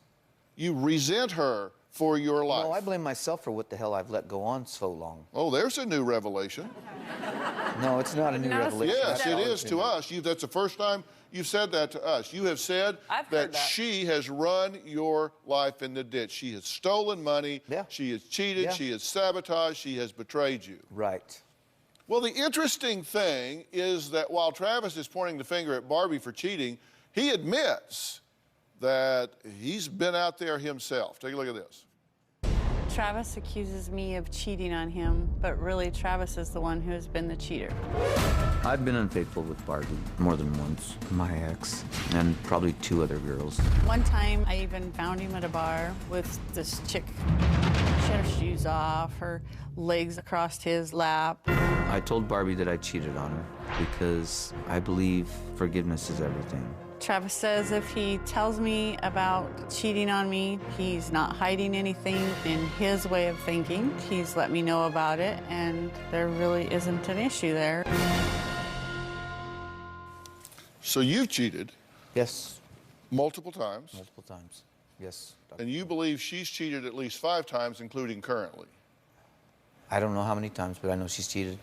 Why do you think he makes all of these accusations? Yeah. Honestly, I don't know. I think he has a guilty conscience of his own. It's very important that you understand people's motivations. If you match the motivation to the challenge, then you're okay. Like, I have a dog, Maggie. I trust her with my life, but not my sandwich. Right? Right. Is his motivation that he wants something to bitch about so he can blame somebody for why he isn't where he wants to be in his life? I believe that. We've got to take a break. Travis presents himself as almost perfect. Hard worker, responsible father, good boyfriend. Well,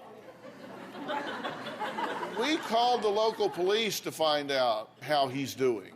Maybe that shines a bit of a different light on Travis. I don't know. We'll talk about that when we come back.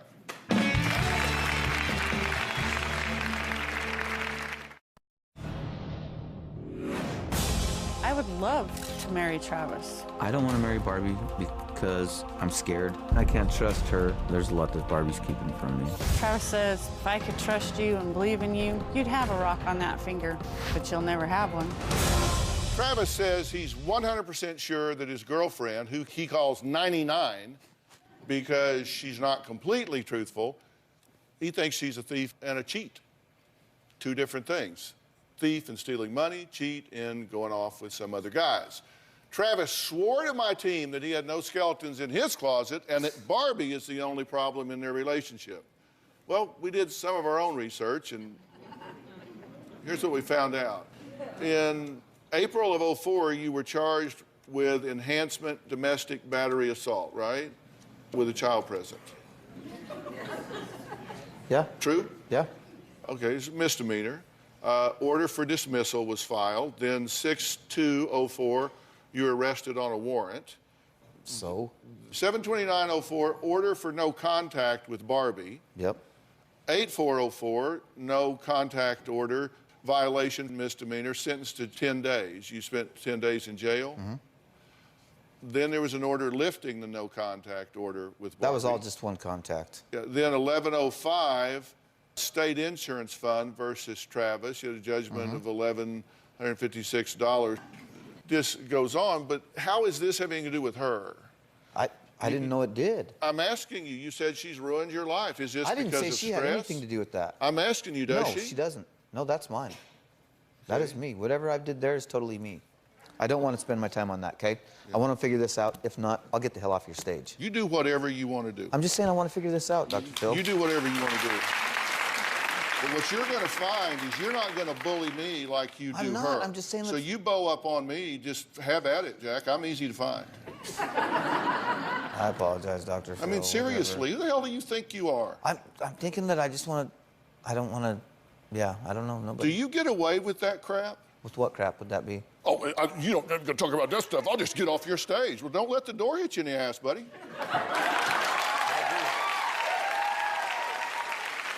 I'm telling you things you need to hear. You don't like them, but you need to hear them. I know. Just, if you could write the script, what do you want from her?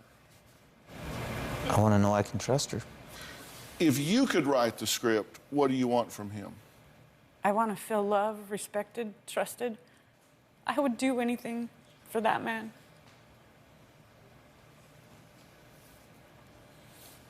What do you think about what she's saying? She said, I would do anything for that man. Sure. I don't know.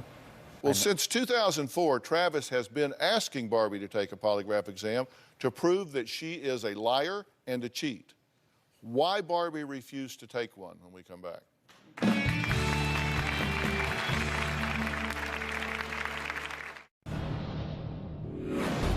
I'm committed to get the truth from Barbie. I want Barbie to take a lie detector test. There's only some things that I can believe in and some things that I can't. I am willing to do a lie detector's test if that's what it takes. I don't care if she wants to do it. If she doesn't do the test, I'm gone.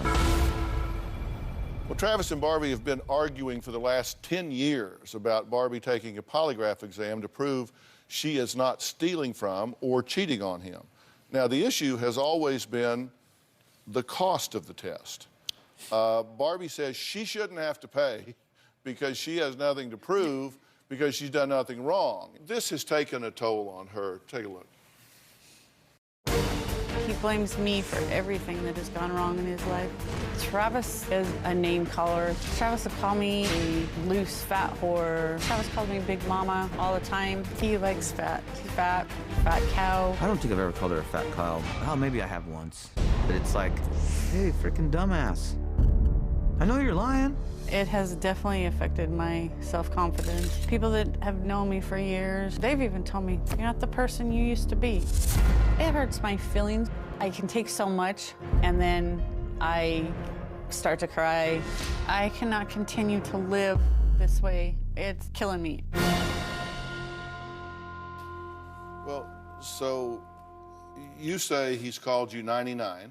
Oh, yeah, I get 99 all the time. Useless, thief, cheat, piece of bleep, fat, loose whore, fat cow, road whore, stupid bitch, big mama, I hate you.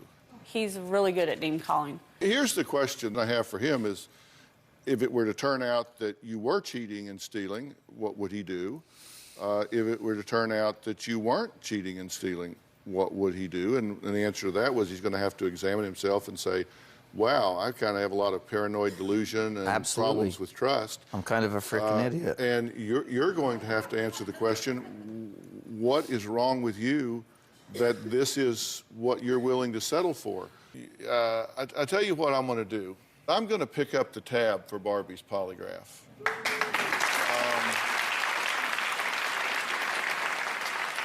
We're going to send her backstage right now, and I invited former Inspector General for the U.S. Department of Energy's nuclear programs and former FBI polygraph examiner Jack Tremarco to get the answers to the questions Travis says he needs in order to move forward. This guy, in my opinion, is the best polygraph examiner on the globe. Sure. And gets this stuff right. Sure. So let me let you guys start walking here. You can just start heading out. While they're gone doing this, we're going to meet 3 women who say they can relate. We're going to meet them when we come back.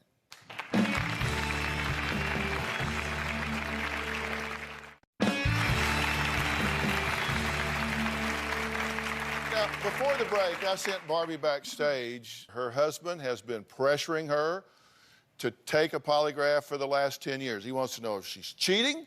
He wants to know if she is stealing from him to the tune of $90,000. She says that after 13 years of criticism, accusations, and put down, her self-confidence and self-esteem have been chipped away to nothing. We get thousands of letters from women just like Barbie. My next guest, Elizabeth, is one of those women. She and some other deserving women actually reached out to Robin. Take a look. I really admire Robin. She's not only beautiful on the outside, but also on the inside. When Georgia Smiles, the nonprofit organization, it's really close to my heart because I've been a victim of domestic violence. I think Robin is a mentor, and I think that she empowers women with her message. Robin is the total package. She is a fantastic woman. She's strong, she's smart, she's beautiful, she's accomplished. What inspires me about her is the proven ability to do it all. I'd like to think that I can relate to Robin. To me, Robin is somebody who I look up to. She just represents everything that women should be, and she takes care of herself, and she's just a really good role model for women to have.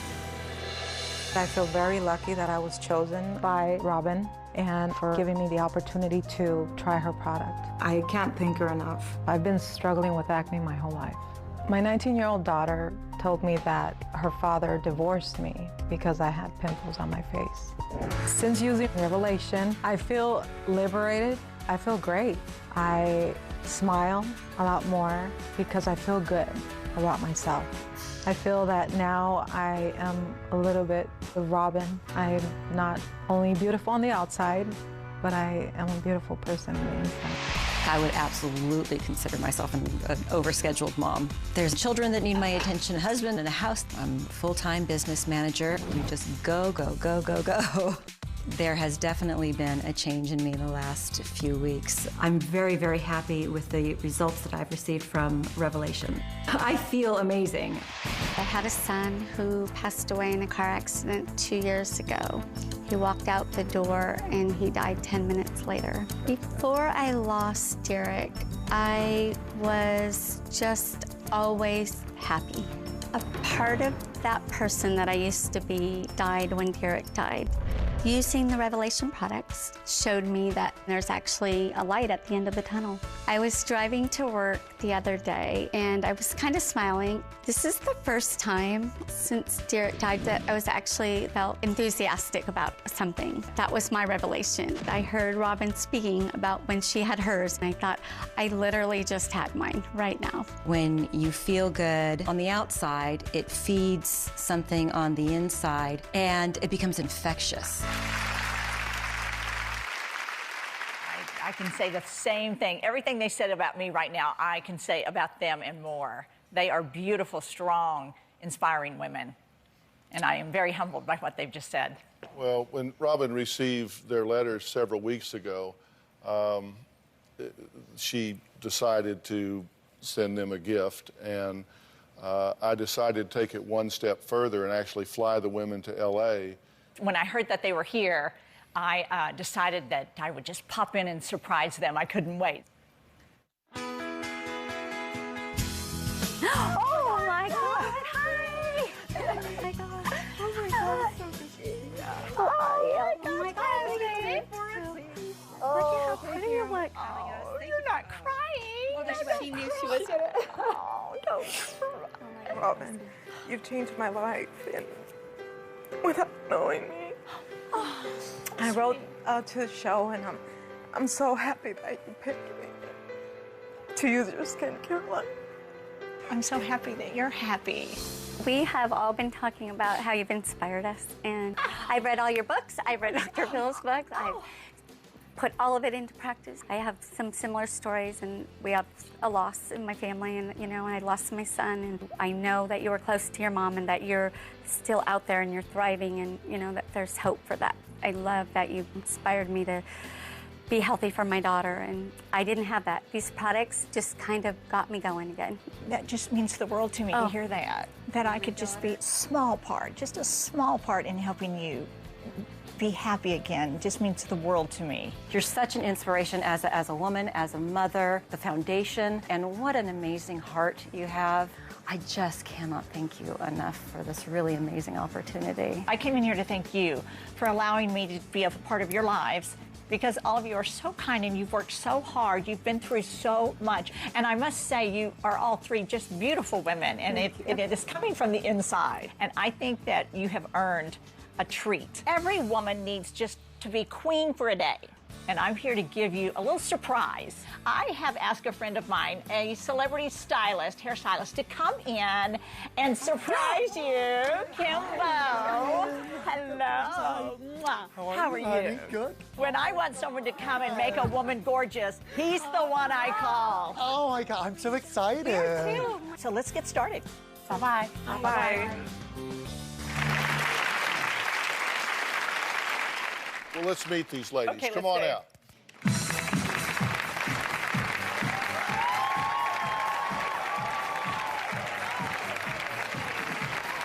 Oh, wow.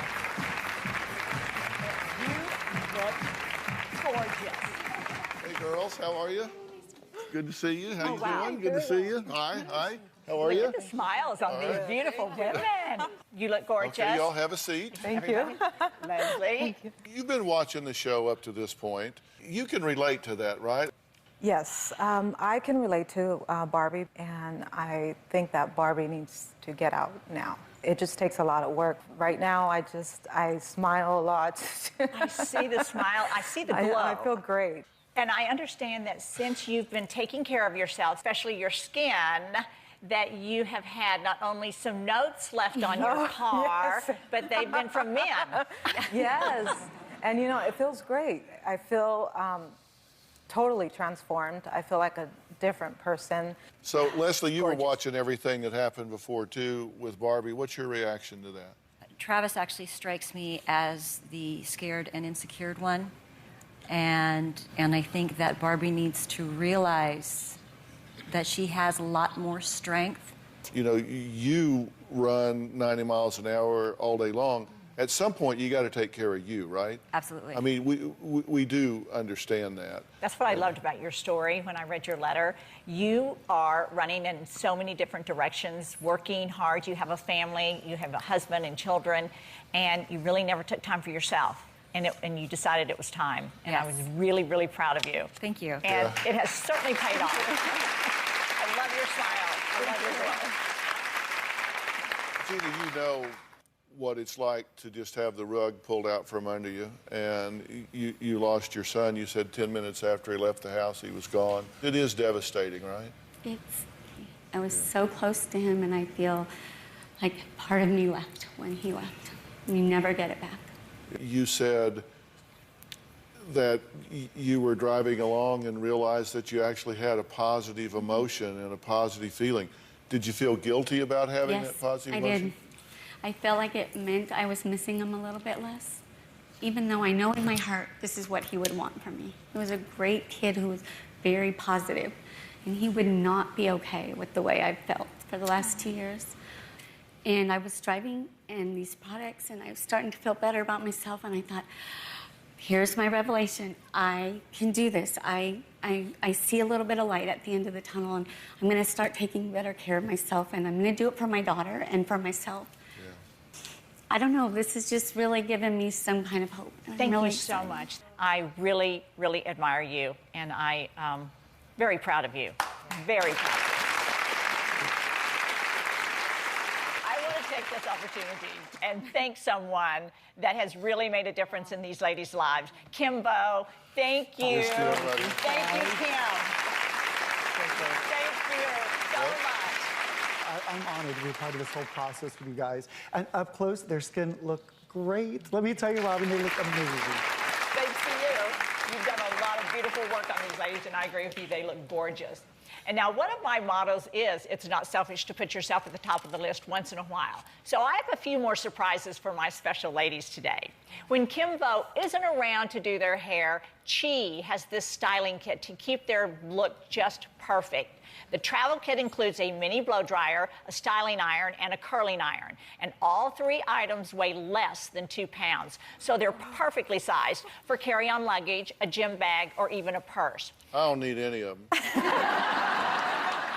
And when men are leaving notes on your car, it's important to have a bright smile. So here's a teeth whitening system from award-winning Glow Brilliant. It whitens teeth using professional patented heat and light technology. And it's available at Sephora. And ladies, you're all going home with all of it. And I have to tell you, when I want to relax, I get into a robe and pajamas and just kick back. So to help you ladies pamper yourselves, Luxor Linens is giving a robe made of 100% Egyptian cotton. And so for the viewers at home, use the code Dr. Phill to receive 25% off your entire Mother's Day gift, courtesy of LuxorLinens.com.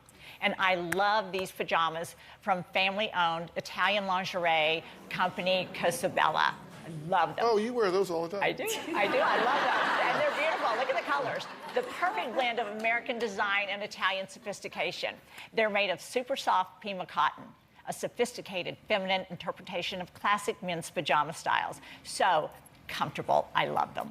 And for you at home, we'll give you a 25% discount because you watch Dr. Phill, so you can go to the website, drphill.com, for more information. And don't worry, I haven't forgotten everyone in the audience. You're all getting everything.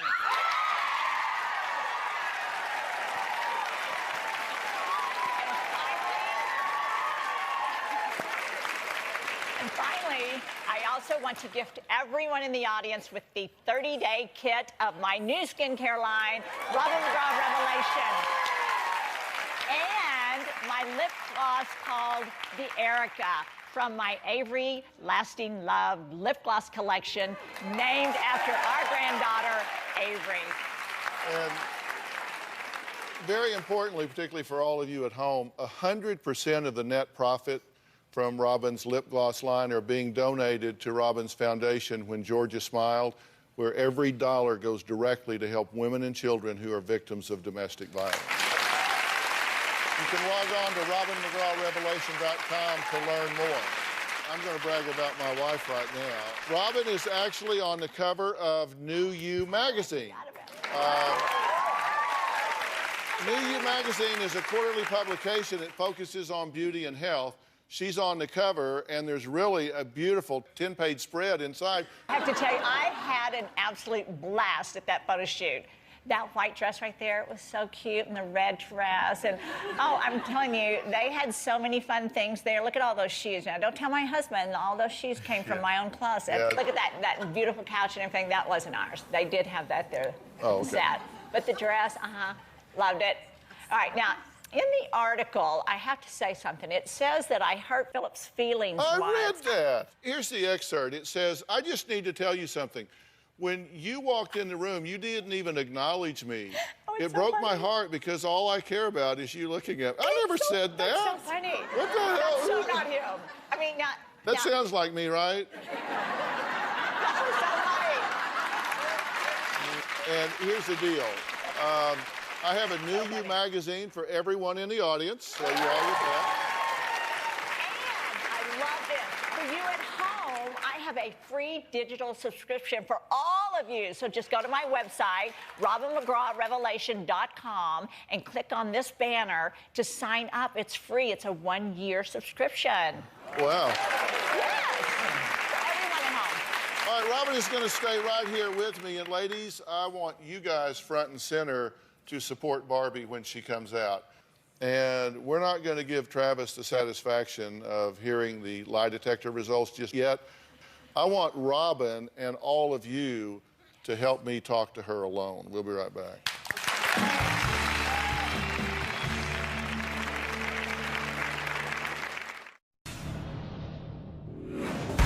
I think my girlfriend, Barbie, has stolen a lot of money from me. Tens of thousands. I think she's gonna buy a house. I suspect Barbie has cheated on me a hell of a lot more than one time. Travis will call me a loose fat whore, fat cow. I don't think I've ever called her a fat cow. Well, maybe I have once. Well, that was just a short recap of everything Travis has accused Barbie of. I wanted to talk to Barbie alone with Robin because I got to tell you, and you know these ladies down here because she's been watching back there, and all three of you are just appalled at what she's putting up with. True? Absolutely. So what's your reaction to it? I can relate to your situation because I've been a victim of domestic violence, and for many years I was told that I was ugly. I just never felt good about myself.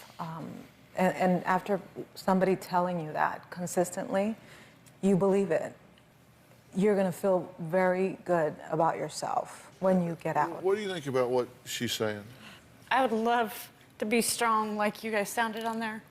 I put myself at the bottom because I guess I look at the fact he doesn't trust me, he doesn't dote on me. I don't feel important to him, so I'm not important to myself. See, that's become your normal. We've been married 37 years. We've been together 40. Have I ever called you a name ever in 40 years? Never, never. And you know how you know that's true? Because I don't have any scars on my head. I hear you saying about him, it's about him. You're letting him decide what's okay for you. And I want you to get that power back that you decide what's okay for you. You decide that you want what they have. That you decide what kind of life you're going to live and what kind of life you deserve. He doesn't decide that for you. You do. Right. You are going to have to decide. And I'm going to tell you this. He's not reacting to you. All of this paranoia, all of these suspicions, all these accusations, they're about him. They're not about you. And I said I was That very... is what I tell him all the time. See, that's how I feel. You know, I was very reluctant to do this polygraph because I kind of feel like I'm enabling by playing into his mindset and all, but I did this for you, not for him. Thank you.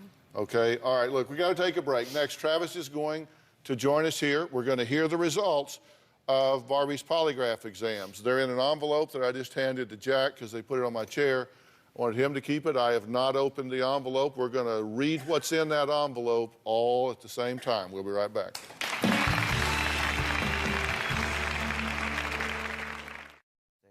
Jack, may I have the results? No. Okay, now,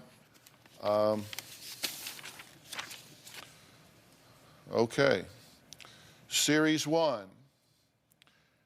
Have you stolen more than $1,000 from Travis within the last 13 years? That was question 1. Your answer was? No. The test result is that you were telling the truth. Hey. All right, second issue. Other than who you told me about, within the last 13 years, have you only had sexual intercourse with Travis? Yes. Because there's one incident when you two were separated that you know about, and you've already talked about that, you know about that. That's why you said, other than who you told me about. Exactly right. And that was the person she told you about, correct? Yes. Your answer to that was? No. And the results are that you were telling the truth. What say you now? I'm very, very sorry, Barbie. You've wasted our life. Yeah. If you stay in an abusive situation with all these accusations after this, that's on you, because you've been told. Okay. Right. Okay? Right? I'm going to arrange this help for you. Okay, Dr. Phill. I will. I will. All right, Barbie, thank you so much. Want to thank all of my guests. A special thanks to celebrity hairstylist Kim Vo and polygraph examiner Jack Tremarco. An extra special thanks to my wife, who I obviously am very proud of. We'll see you next time.